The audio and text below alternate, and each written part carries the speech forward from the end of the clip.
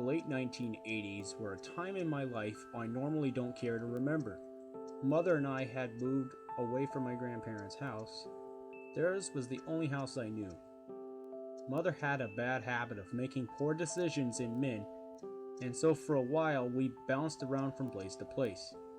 I even recall being at one school only for a week before we were on the lam again. We ended up in San Antonio, Texas. Finally, we settled into our very first apartment. It was good to have a place of our own for a change. In time, however, Mother found a new scumbag and he moved in. Gene was a former Army Ranger who had been a civilian for about 2.5 years at the time. He was very muscular with long black hair and long sideburns. You could compare him to Glenn Danzig. Gene began to boss me around trying to play father. He felt I needed some discipline and began to beat me. When it got worse, he began to choke me and throw me around the room for not taking out the trash and other minor offenses. I spent as much time away from home as possible. I made several friends just so I could be somewhere other than home. I made this one friend in particular, Dwayne. Dwayne was the oldest of 5 children.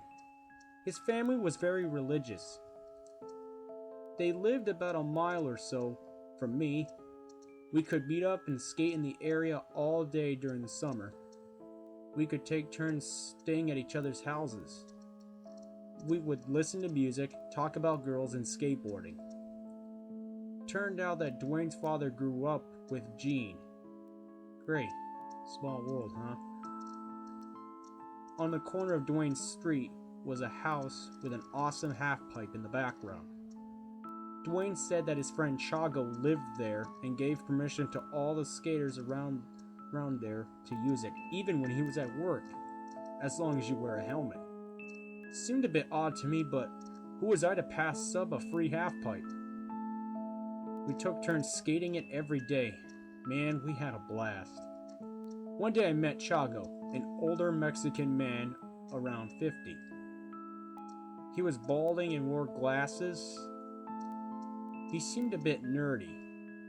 Dwayne mentioned that you could order skateboard decks and any other skating supplies from him.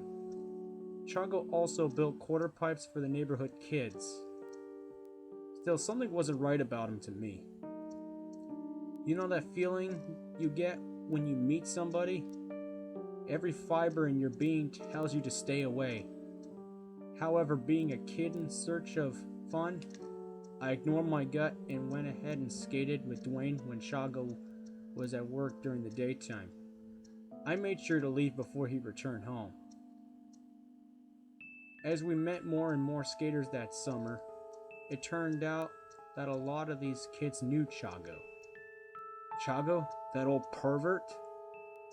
Yeah, he lures kids to his place, gives them skateboards and other gifts, and then he molests them. I was shocked to hear about this, yet it confirmed my gut feeling about Chago was being off somehow. It just didn't add up. Why would a single older man be into skateboarding and befriend a bunch of teenage boys? It all makes sense now. Toward the end of the summer, I left town to visit my grandparents in Arkansas. I was gone for 2 weeks. It was good to get away. I came back refreshed. I told my grandparents about Gene and his abuse. They came back with me to confront him and kick him out. I knew my grandfather was a Korean War vet and could handle Gene if things got ugly. Things were beginning to look up for us. With Gene out of the picture, I went to go visit my best friend. When Dwayne answered the door, he looked down at the ground a lot, and his once lively spirit seemed broken. I had noticed the new quarter pipe in his driveway, and also noticed his new skateboard.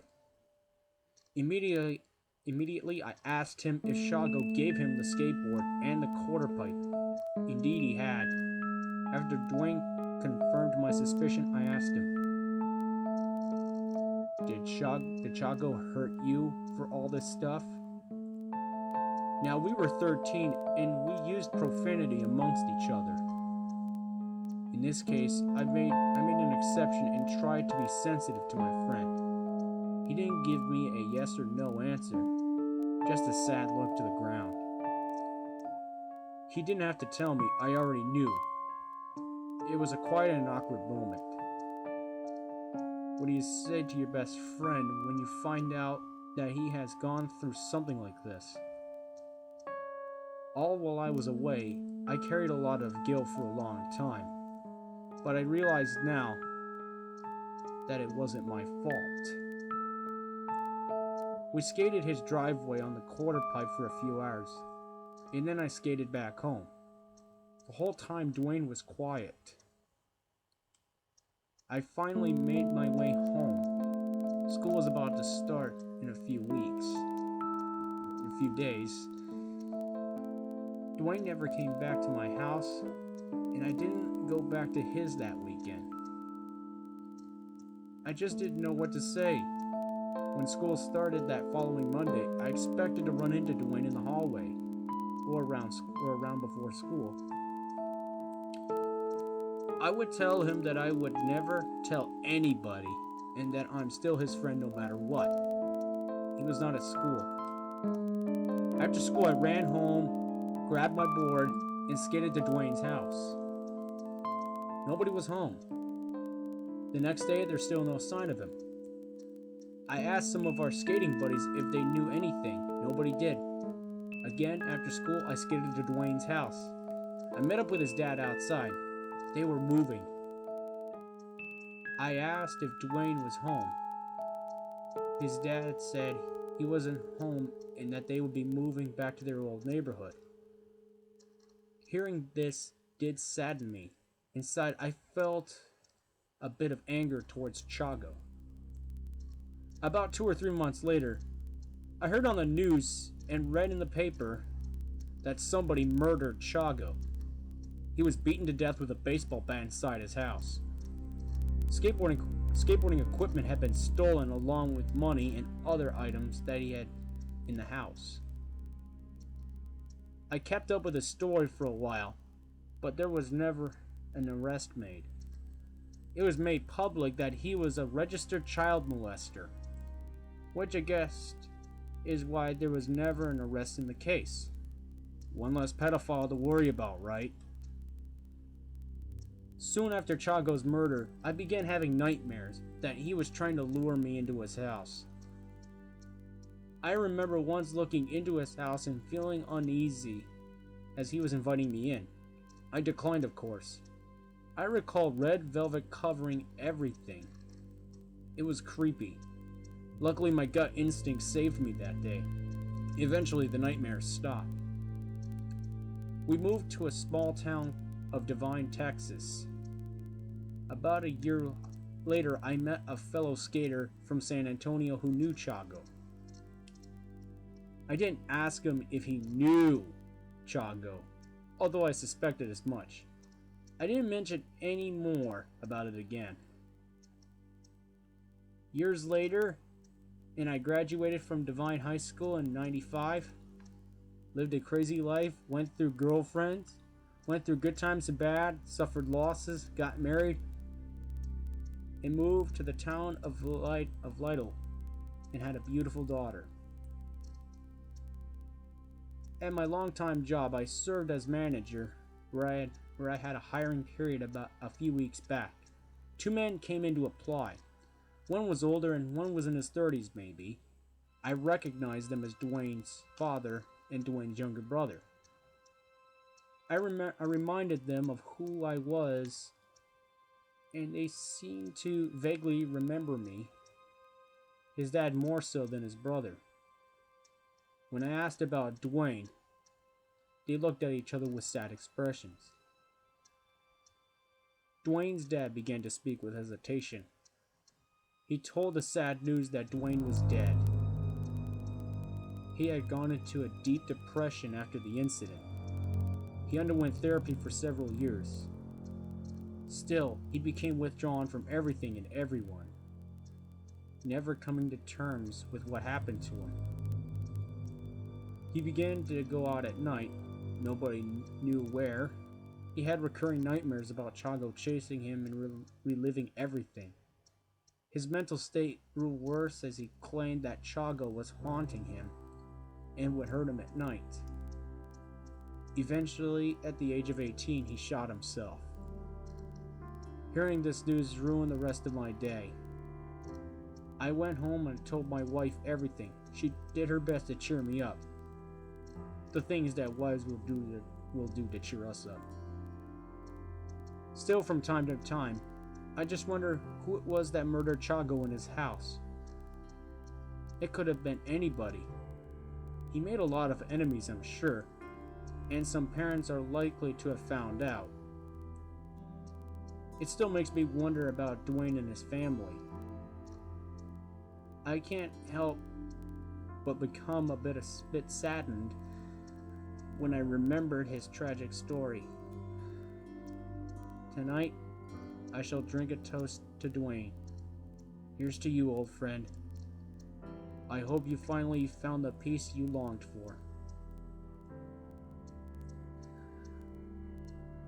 Okay, now this was a much longer creepypasta than I thought it would in terms of a SkatePasta, or it's a lot longer than the skate park creepypasta that I did last year. It's actually a little bit more better, and it's not that bad, and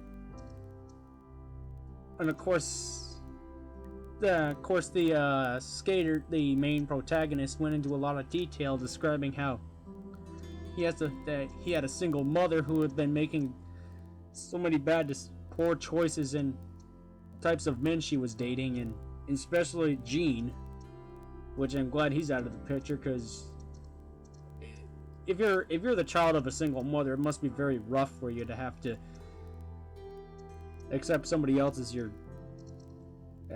wants to try to become your stepdad or something. And that's one part that I'm kind of putting out of the way now. And the other part about Chago being like this pedophile type of guy and doing all sorts of nice things, and so in order to do the unmentionable thing that he does to kids, it's just sickening. In some way, he kind of deserves it.